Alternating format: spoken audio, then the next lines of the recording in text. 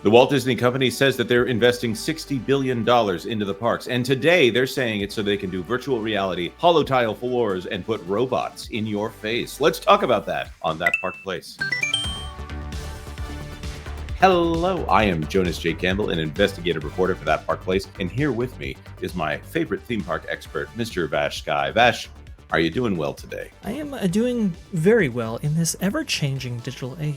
If I gave you $60 billion, what would you do with it, Vash? Quite a bit of things I would do. Would I necessarily spend it on holotile floors? I'm not sure about that. Well, today, the Disney company seems to be indicating that's what they're going to be doing. Although, you know, they say they're going to spend it on turbocharging the parks. Another day, they're saying that they're spending it half on maintenance and half on capacity. Well, today, in this story out of the Hollywood Reporter, they're saying that they're going to be using it to add robots into the park. This story out of Hollywood Reporter, inside Disney Imagineering and the tech that could power the company's $60 billion parks bet, new robots and an omnidirectional treadmill-like floor, which could help engineers walk through potential designs for new parks, are among the newer innovations. This by Caitlin Houston. On a recent tour of Disney Imagineering headquarters in Glendale, California, Lanny Smoot, a Disney research fellow, appeared to be walking in place as each tile on a small patch of flooring tilted and pivoted with him in response to his every movement. Smoot is one of several thousand employees globally who are part of Disney's Imagineering unit, which designs, builds, and imagines the technology, creative, and conceptual designs behind new theme parks, attractions, cruise ships, and resorts. While the unit, which started in 1952, has had a consistent workload at Disney, including testing out some of Disney's more moonshot ideas and building its animatronics for parks, the number of projects recently has been on the upswing as Disney plans its $60 billion expansion of parks and experiences business, including a new Frozen theme park in Paris, possible revamp of Dinoland USA at Animal Kingdom in Florida, and an expanded Disneyland. First of all, $60 billion expansion. That is a term that can sound like it's a lot of money. And as crazy as it sounds, $60 billion is not actually that much money. Vash, can you take us through the math very quickly on why that's not actually a lot of money? Consider that the theater division, or the studio division, previously was allocated $30 billion in the years of 2021, and then again in 2022, you're thinking, wow, they spent $60 billion in 2 years. Well, think about it. $60 billion over 10 years, it only equates to about $6 billion per year. And especially when you draw it over all the parks themselves, well, you're looking at considerably less, because you're talking about 10 parks that Disney has a financial stake in. And then going further, you're talking about cruise lines, you're talking about hotels, you're talking about DVCs, you're talking about maintenance and the operation of these parks. And that eats into that budget right there. And they've already said that 30% is going to be spent on maintenance and technology, assuming this is part of that as well. Right. Of course,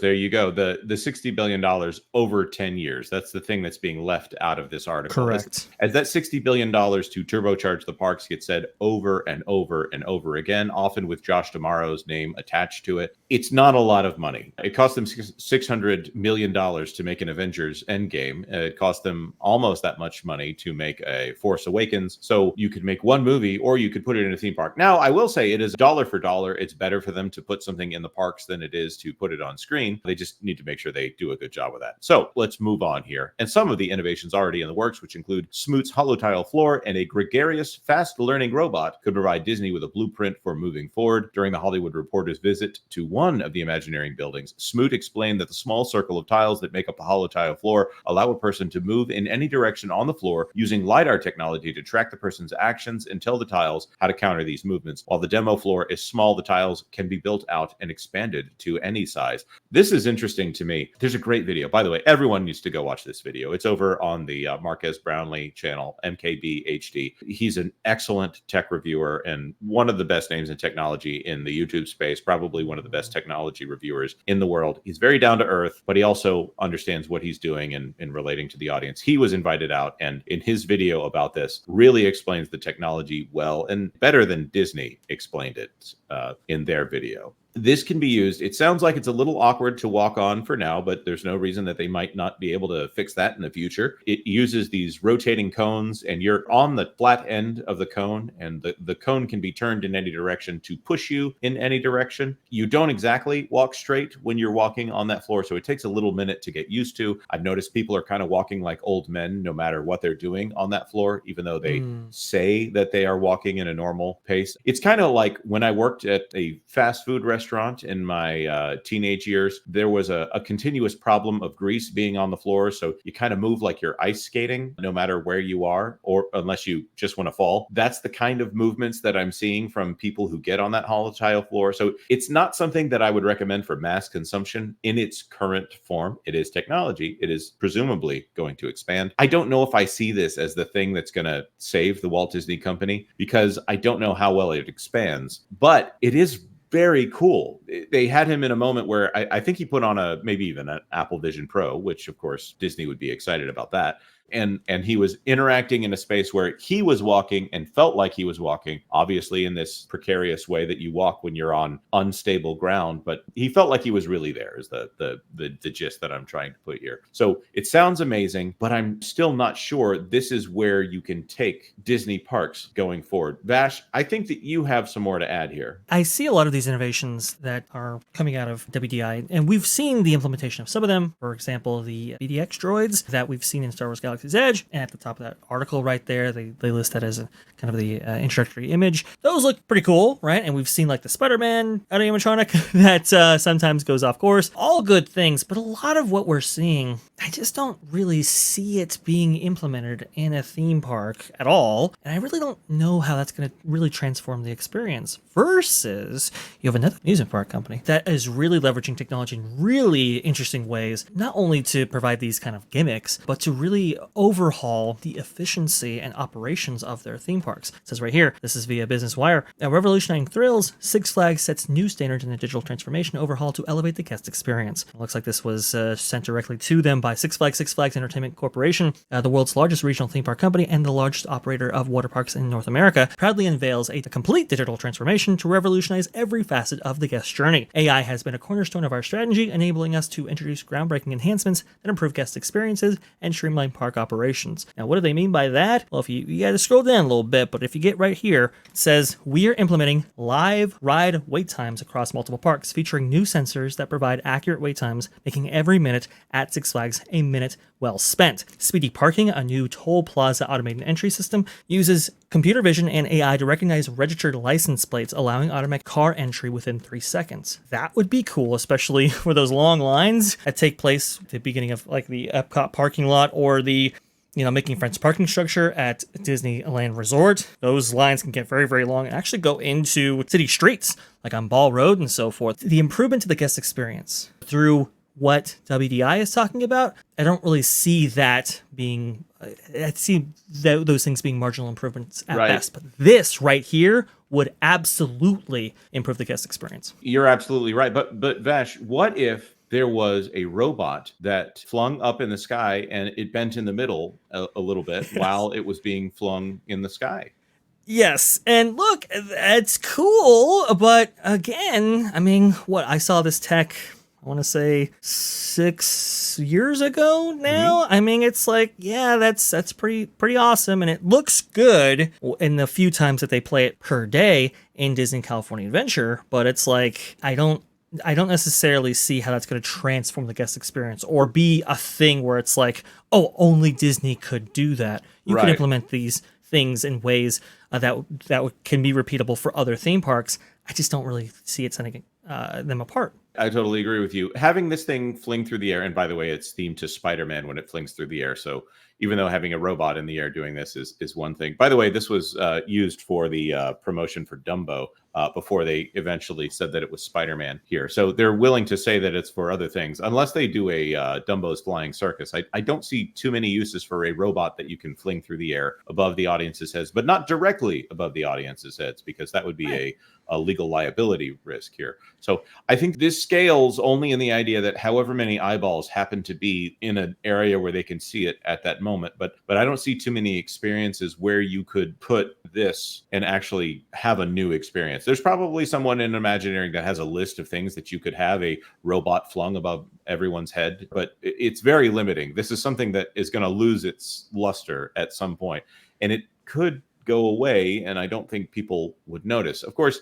I like the idea of some of these things. That Hulk one, they're still waiting for that one to appear in the parks, or if it has, oh, here it is. It has been tested in parks, but is not yet a permanent character. We saw this like for 2 weeks after the D23 Expo, after they debuted this in 2022. And then it's gone again. And of course, there are the BDX droids that are here at the top. These are adorable and look great, but you have a problem with walk-around characters in that they don't scale. You also have a guy that is carrying around a photo consent sign saying, if you're near these things, just so you know, you might end up on the internet. Oh, really? Yeah. Oh, I didn't quite see that. That's very interesting. These are very cute, and they do work well, especially in the setting of Star Wars. But then, can we implement these in other ways for other theme park lands? I'm not sure if we can. And they are so infrequent that, lucky if you catch them while you're going around on your day right here. Then you have the Judy Hopps animatronic thing that they debuted at South by Southwest. We still haven't seen that implemented anywhere. Remember the Walking Groot animatronic that they touted on one of their social media posts a couple of years ago? Where is that? I don't know. You definitely have to have an R&D department. I'm not saying that you don't, but it's just I don't see these things really revolutionizing anything. You look at the Six Flags post right here. They're talking about the rollout of the world's most comprehensive AI drowning prevention system across water parks. That right there, that might end up actually saving lives. That's a very good point. Right. And also going to those AI improvements that Six Flags is talking about. Six Flags is not a park that we're holding up as the pinnacle of the theme park business. No. But right now, when we talk about services like Genie Plus, Disney is disincentivized to try to get those wait times down. And in fact, we suspect that they're gaming those numbers a little bit. They are not worried about having a seamless experience for guests any more than they're just going to make sure that people aren't abusing the DAS system. And the systems for that don't seem like they're going to work either. Right now, Disney is in such a weird spot. And I can see why they might want to go with technology to try to fix it, because that's mystifying to most people. And they think, ooh, technology. And they say it's basically a technology that scales pretty well and can be applicable to many characters, not just this one. They're talking about the droids here. There aren't that many characters that I think they can do here. And I don't know that it scales, because you can figure out how to make these things walk around. But with the droids, there's personality in the movement, but Judy Hopps is not a droid, and having a cast member interaction with the robot is, I think that might be a problem. Kids hugging on a performer can know their limits more than a robot performer can know their limits. It could be said that, okay, then you won't be harming a performer. Well, the performer can get out of there. The costume can be replaced. I don't know. I don't see this as the future of the company. I would actually like to see a few steps back for this company. Roller coasters, nobody's going to be able to do roller coasters at home. I'm just going to call that. No one is going to be able to replicate the Haunted Mansion in their house. And if they do, it's going to be something kitschy, something a little bit more fun. There's somebody in the comment section that's going to tell me, I'll have you know that we have an excellent Haunted Mansion themed dining room, and it is and I'm sure it is. You haven't seen Backyard Coasters, have you, Jonas? Come on, there's some great stuff out there. I have not. See, Disney has scale right now, and they need to go back to making great rides that appeal to everyone, and not making rides that are based in grievance. Maybe we'll talk about it. If you look at like Tokyo's implementation of the Frozen attraction, yes, there is use of technology in there for sure, but it's the execution of that attraction has been, well, it's just better than the previous Frozen iterations that we've seen previously, and it's highly detailed. It has those, like you said, those foundational principles that WDI used to have, and they incorporated them, I think, successfully into that attraction. It's not, I wouldn't say perfect, but it's getting back to the basics, let's say. Not just great audio animatronics, not just great effects, but a great story. And so these gimmicks right here, I just don't think it's the future of the company, like you said, Jonas. All right. Well, we want to throw this to our commenters down below. Are you going to build a roller coaster in your backyard? Are you going to get a holotile floor for your house so you can have the ultimate Disney experience at home whenever Disney Fortnite comes out? Let us know in the comment section down below. Of course, like this video if you like this video, and consider subscribing to That Park Place for all the news that should be fun. Thanks for watching That Park Place News. For more information, consider checking out www.thatparkplace.com. And don't forget to subscribe, share, like, and send this out on your favorite social media accounts.